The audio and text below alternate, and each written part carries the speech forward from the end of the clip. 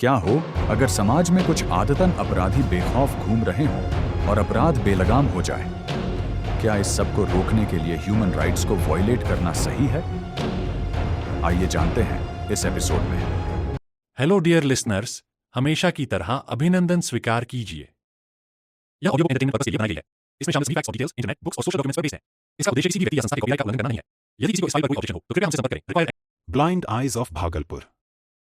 1970 से 80 के बीच बिहार राज्य के भागलपुर ब्लाइंडिंग्स पुलिस अरेस्ट में टॉर्चर की घटनाओं की एक चेन थी, जिसमें बिहार पुलिस के अफसरों ने जानबूझकर कम से कम 31 क्रिमिनल्स की आंखों में सुई, साइकिल की तार या इसी तरह की वस्तुओं से छेद करके घावों में सल्फ्यूरिक एसिड डालकर उन्हें अंधा कर दिया था। ये एक्ट्स लोकल क्राइम की लहर के बीच पुलिस की फ्रस्ट्रेशन से उपजे थे, जहां लीगल डिसबैलेंस के कारण कैदियों को अक्सर जमानत मिल जाती थी और वे तुरंत फिर से अपराध कर देते थे, जिससे पुलिस को अदालत पर भरोसा करने के बजाय अपराधियों को रोकने के लिए गैरअदालती सजा देने के लिए इंस्पायर होना पड़ा। इसमें कई पुलिस स्टेशनों के SHO और कांस्टेबल शामिल थे। उन्होंने उन लोगों को निशाना बनाया जिन्हें वे आदतन अपराधी मानते थे। नवंबर 1980 में भागलपुर जेल के अधीक्षक द्वारा कैदियों की आंखों पर पट्टियां बंधी और मवाद से भरी हुई आंखों को देखने के बाद अंधा करने की घटना सामने आई, जिससे मीडिया में सुर्खियां बनी और प्रधानमंत्री इंदिरा गांधी द्वारा सरकारी जांच का आदेश दिया गया। इसके परिणामस्वरूप 15 अधिकारियों को निलंबित कर दिया गया और मुआवजे का वादा किया गया। यह घटना जनहित याचिका के माध्यम से भारत के सर्वोच्च न्यायालय तक पहुंचा, जहां न्यायालय ने अंधापन की घटनाओं को अनुच्छेद 21 के जीवन और व्यक्तिगत स्वतंत्रता के अधिकार का बर्बर उल्लंघन बताते हुए निंदा की, राज्य को हिरासत में किए गए अत्याचारों के लिए परोक्ष रूप से उत्तरदायी ठहराया और प्रत्येक पीड़ित को 10,000 रुपये का अंतरिम मुआवजा देने का आदेश दिया। बैकग्राउंड: बिहार में कानून व्यवस्था चरमरा गई।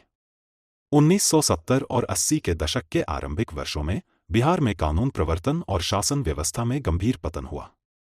पुलिस भ्रष्टाचार, कर्मचारियों की भारी कमी और अपर्याप्त संसाधनों के कारण अपराध के विरुद्ध अप्रभावी हो गई। पुलिस थानों में अक्सर बुनियादी उपकरण, वाहन और कर्मियों की कमी रहती थी और अधिकारी अक्सर अपराध निवारण के बजाय राजनीतिक कामों में लगे रहते थे। मामलों में देरी और कमजोर सबूतों के कारण दोषी, डकैतों और हत्यारों को नियमित रूप से जमानत मिल जाती थी या उन्हें बरी कर दिया जाता था, जिससे गिरोहों को फिर से संगठित होने और अपनी गतिविधियों को तेज करने का मौका मिलता रहा। जुडिशरी की इस कमजोरी के कारण हिंसक अपराध, विशेष रूप से डकैती और हत्याओं में भी वृद्धि हुई। युवाओं को बेरोजगारी और गरीबी ने डाकुओं के गिरोहों में भर्ती होने को प्रेरित किया। सरकारी आंकड़ों से पता चलता है कि हर साल हजारों मामले अनसुलझे रह जाते हैं, जिनमें से अकेले 1980 के पहले क्वार्टर में बिहार और उत्तर प्रदेश में मिलाकर 1,686 हत्याएं, 1,741 डकैतियां और 2,398 लूटपाट की घटनाएं दर्ज की गईं। पॉलिटिकल इंटरफेरेंस ने इन विफलताओं को और बढ़ा दिया, क्योंकि सत्ताधारी दल से जुड़े लोगों ने प्रभावशाली अपराधियों को सपोर्ट दिया। वहीं पुलिस नेतृत्व में आंतरिक कलह और मंत्रियों के सीधे इंटरफेरेंस ने फोर्स को हैंडीकैप्ड कर दिया। बिहार का आर्थिक पिछड़ापन, जो कम खेती उपज और स्लो इंडस्ट्रियल डेवलपमेंट से जूझ रहा था, ने ऐसे डकैत गिरोहों के लिए प्लेटफॉर्म बना दिया। भागलपुर में बढ़ते क्राइम। 1970 और 80 के दशक की शुरुआत में बिहार का भागलपुर जिला डकैती और हिंसक अपराधों का सेंटर बन गया था। यहां लगातार डकैती, अपहरण और हत्याओं की घटनाएं होती रहती थीं, जिनसे ग्रामीण इलाकों में दहशत फैली हुई थी। स्थानीय गिरोह लूट और जबरन वसूली के लिए गांवों को निशाना बनाते थे। पुलिस की कम मौजूदगी और अप्रभावी रोकथाम के बीच अराजकता का माहौल और बढ़ गया था। 1980 में स्थिति और भी बिगड़ गई, जब दिनदहाड़े हमले तेज हो गए। उदाहरण के लिए, जून 1980 में हमलावरों ने एक दूरदराज के इलाके में तेलिया गांव में 7 निवासियों की बेरहमी से पीट कर हत्या कर दी, जिससे गिरोहों की बढ़ती हुई हिम्मत उजागर हुई। इन घटनाओं ने एक पैटर्न को दर्शाया, जहां अपराधी, जिनमें से कई को डकैत करार दिया गया था, गिरफ्तारी या सजा से बच निकले, बार बार अपराध करने के लिए फिर से सामने आए। इस तेजी का एक अहम कारण 5 जुलाई 1980 की वह खुफिया जानकारी थी, जिसमें पता चला था कि हत्या और डकैती के आरोपी अनिल यादव एक गांव में शादी में शामिल होने वाला है। इस सूचना ने पुलिस को हस्तक्षेप करने के लिए इंस्पायर किया, क्योंकि पुलिस पहले से ही इसी तरह के भगोड़ों की तलाश में लगी हुई थी। ऐसे मामलों ने उन आदतन अपराधियों के एनकाउंटर को उजागर किया जिन्हें जमानत पर रिहा कर दिया गया था, जिससे एक ऐसा साइकिल बन गया जहां अपराधी न्यायिक देरी का फायदा उठाकर दोबारा अपराध करते रहे। उस दौर के अदालती रिकॉर्ड इन हर्डल्स को हाईलाइट करते हैं, जिनमें लंबे मुकदमे और विटनेस की कमजोरियां शामिल हैं, जिसके रिजल्ट में गंभीर अपराधों के कई आरोपियों को बरी कर दिया गया या जमानत मिल गई। इंसिडेंट्स। बार बार अपराध करने वालों पर मुकदमा चलाने में न्यायिक देरी से निराश भागलपुर जिला पुलिस अधिकारियों द्वारा 1979 के अंत में अंधा करने की यह प्रथा चल गई थी। ये मिशन सीक्रेटली छोटी छोटी टीमों में चलाए गए। लिस्टेड क्रिमिनल्स को अक्सर प्री प्लेन्ड एनकाउंटर से गिरफ्तार किया और उन्हें अंधा करने की सजा देने के लिए राजाउन या इशाकचक जैसे पुलिस स्टेशनों में ले जाया गया। इन्वेस्टिगेशन से बचने के लिए ये एक्ट पुलिस अरेस्ट में किए गए थे, जिसके बाद विक्टिम्स को उनकी चोटों का खुलासा किए बिना भागलपुर सेंट्रल जेल में भेज दिया गया था। Chief justice वाई.वी. चंद्रचूड़ की अध्यक्षता में सर्वोच्च न्यायालय की एक जांच ने बाद में इन घटनाओं को सही पाया। पीड़ितों की गवाही और पुलिस रिकॉर्ड के आधार पर अक्टूबर 1979 और जुलाई 1980 के बीच कम से कम 31 मामले कन्फर्म हुए। भागलपुर पुलिस संदिग्धों को बांधकर उनकी आंखों की पुतलियों को सुइयों या नुकीले उपकरणों से छेद कर रेटिना को पंक्चर करके बाद में परमानेंट डैमेज पहुंचाने के लिए उसमें एसिड डाल देते थे। इस तकनीक की रिपोर्ट 1980 के अंत में कई पीड़ित गवाहियों और न्यूज़पेपर्स में की गई थी। नवंबर 1980 में अस्पताल में भर्ती होने के बाद हुई चिकित्सा जांचों ने इन घटनाओं को कंफर्म किया, जिसमें कम से कम 8 पीड़ितों की आंखों में नुकीली वस्तुओं से हुए छेद पाए गए, जो एसिड के कारण और भी बढ़ गए, जिससे उनकी आईसाइट परमानेंटली चली गई। उदाहरण के लिए, हिरासत के बाद भर्ती किए गए 17 वर्षीय सालिग्राम साहा को एसिड डालने से आंखों में क्षति हुई, जो मामलों में देखे गए सुई चुभोने के बाद एसिड डालने के फोरेंसिक पैटर्न से मैच करता है। ये डिटेल्स जेल के डॉक्टरों के इन्वेस्टिगेशन और जांच से सामने आए। विक्टिम्स। अंधा कर देने वाली घटनाओं से 31 विक्टिम्स कंफर्म हुए, जिनमें हत्या, डकैती और लूटपाट जैसे अपराधों के आरोप में अंडर ट्रायल कैदी शामिल थे। कुछ रिपोर्ट्स में चोटों से होने वाली बाद की मौतों को ध्यान में रखते हुए कुल संख्या 36 तक बताई गई है। इन पीड़ितों को दोषी नहीं ठहराया गया था, लेकिन वे मुकदमे के वर्डिक्ट तक हिरासत में थे।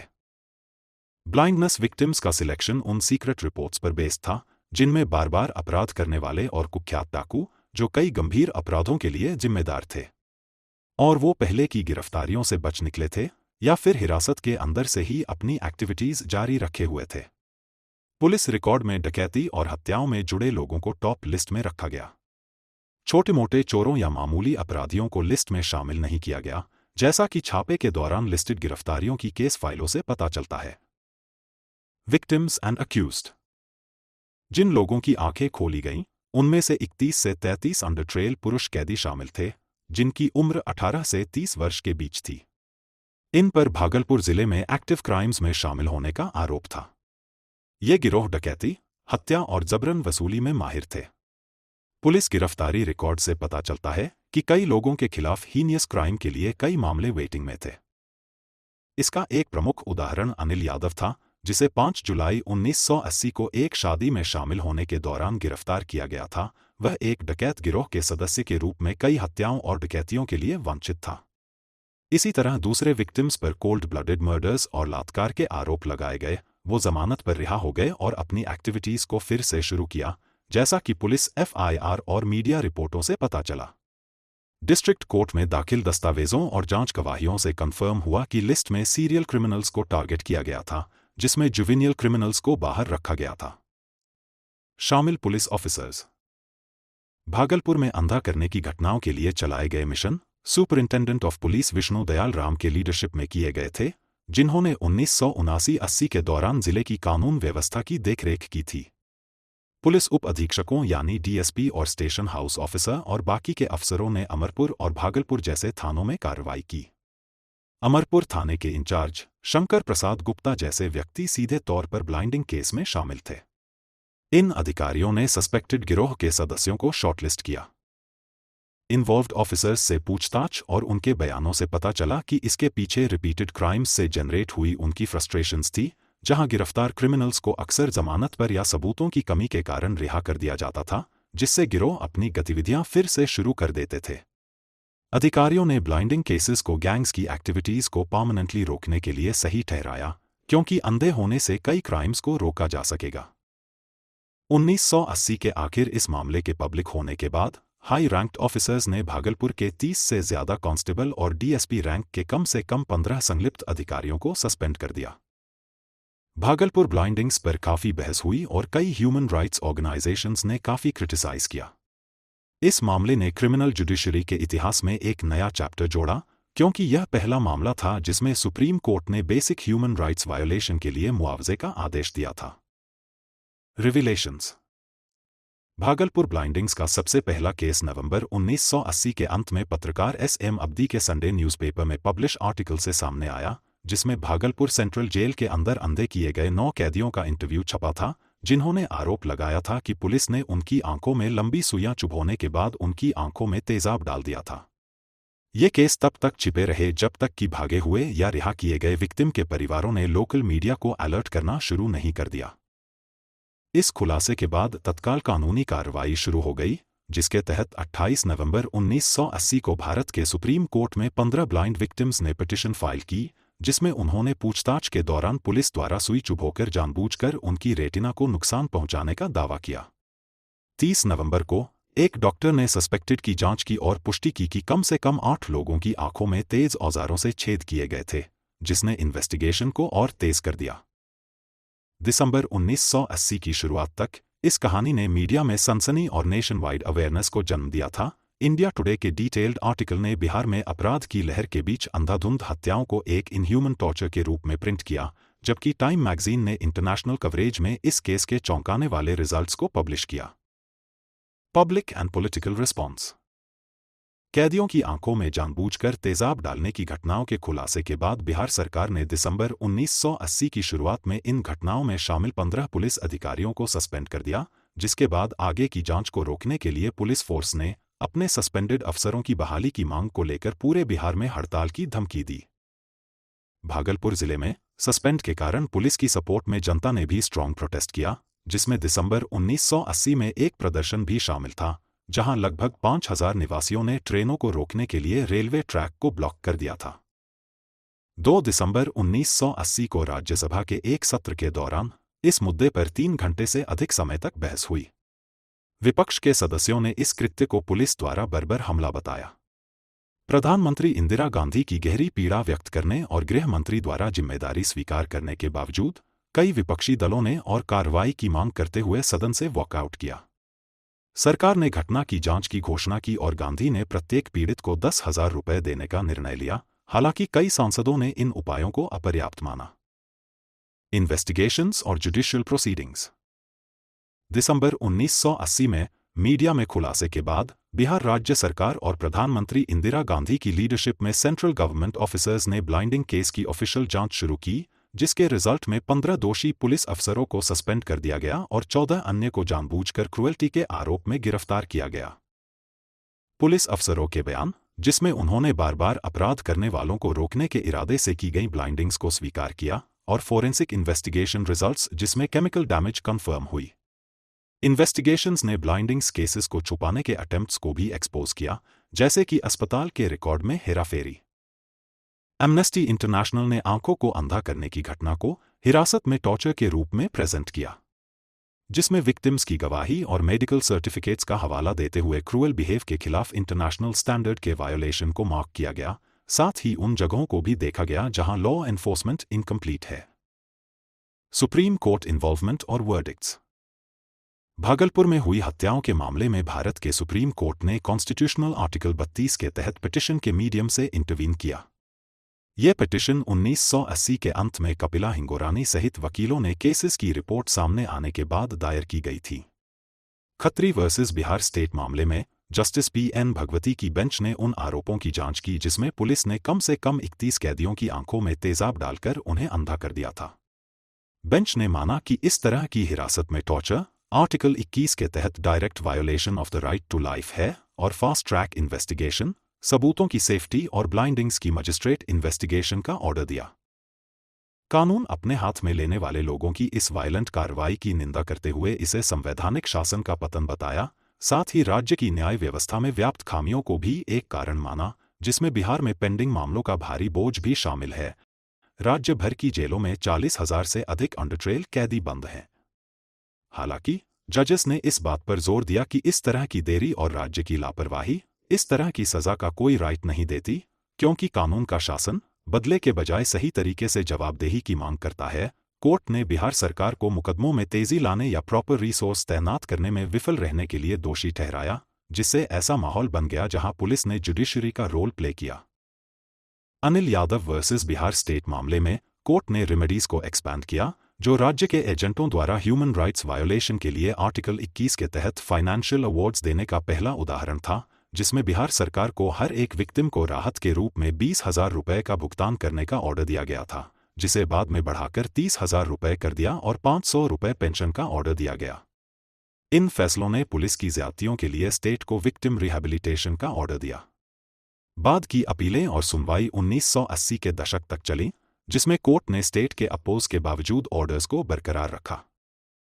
आपराधिक जवाबदेही के संबंध में सुप्रीम कोर्ट ने अपने 1981 के आदेशों के अनुसार जांच की निगरानी की, जिसके बाद निचली अदालतों में मुकदमे चले। 2000 की शुरुआत तक ब्लाइंडिंग्स में शामिल कई अफसरों को आईपीसी की धारा 326 और 307 के तहत खतरनाक हथियारों से गंभीर चोट पहुंचाने के लिए दोषी ठहराया गया था, जिसमें 3 से 14 साल तक प्रिजनमेंट की सजा सुनाई गई। मानवाधिकार आलोचनाएं। एमनेस्टी इंटरनेशनल और दूसरे ह्यूमन राइट ऑर्गेनाइजेशंस ने 1980 के ब्लाइंडिंग्स की निंदा करते हुए इसे टॉर्चर और एक्स्ट्रा जुडिशियल पनिशमेंट बताया, जो कि यूएन कन्वेंशन की violation of international standards of torture के अगेंस्ट था।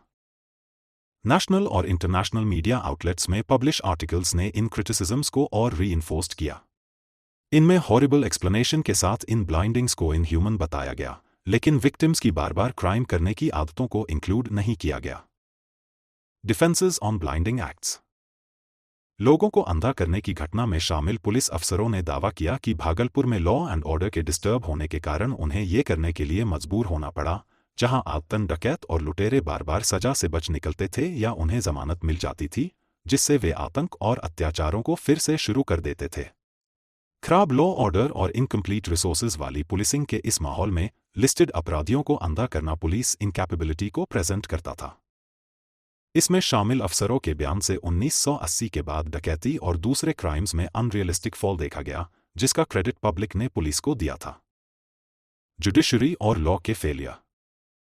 1970-80 के दौरान बिहार में जुडिशरी को भारी बैकलॉग का सामना करना पड़ा, जिससे आपराधिक मुकदमों में देरी होती थी और अक्सर अंडर ट्रायल कैदियों को उनके अपराधों के लिए दी हुई सजा से भी ज्यादा लंबे टाइम तक जेल में रहना पड़ता था।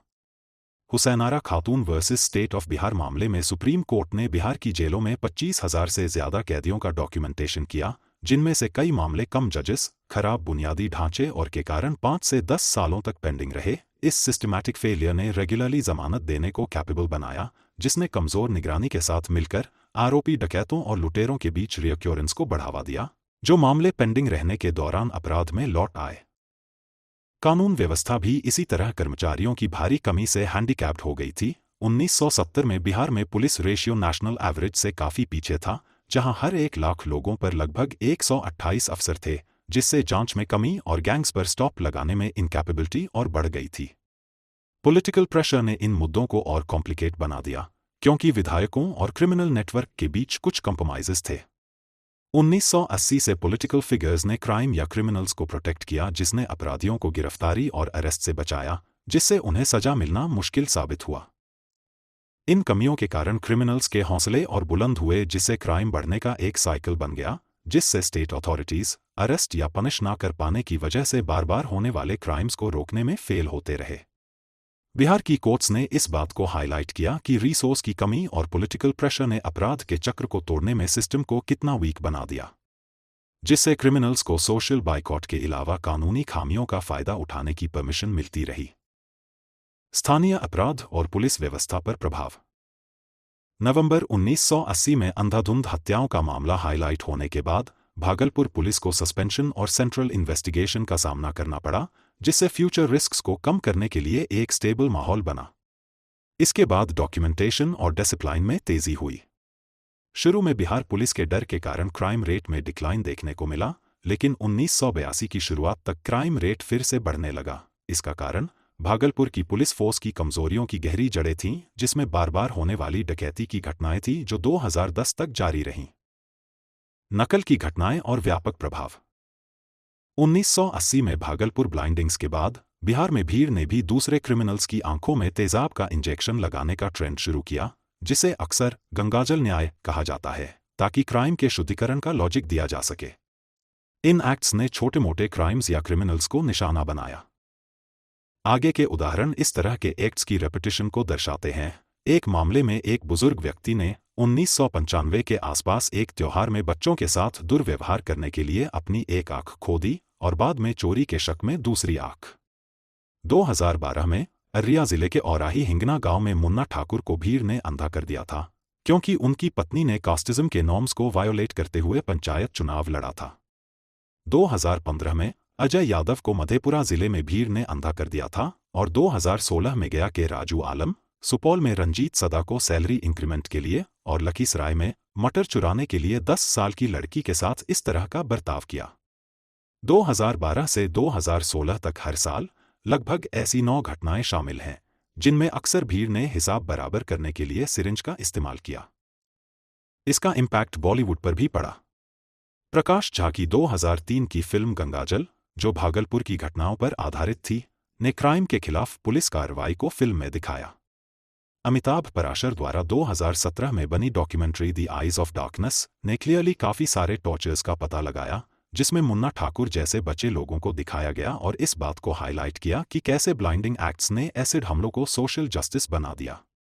सुधार और बदलाव।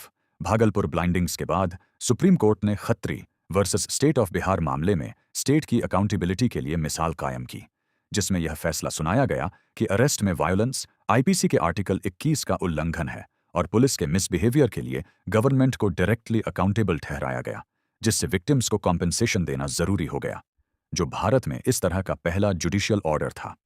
कोर्ट ने ब्लाइंड प्रिजनर्स के लिए मेडिकल ट्रीटमेंट का भी ऑर्डर दिया और इस तरह के एक्ट्स को रोकने के लिए पूछताछ के दौरान फ्री लीगल एड पर जोर दिया।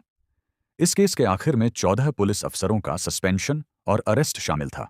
साथ ही 1980-90 के दशक में पुलिस रिसोर्सेस को बढ़ाने के वादे किए गए थे, लेकिन इसके बावजूद भी क्राइम रेट कम नहीं हुआ, जो ग्राउंड लेवल चेंज का सुझाव देती है।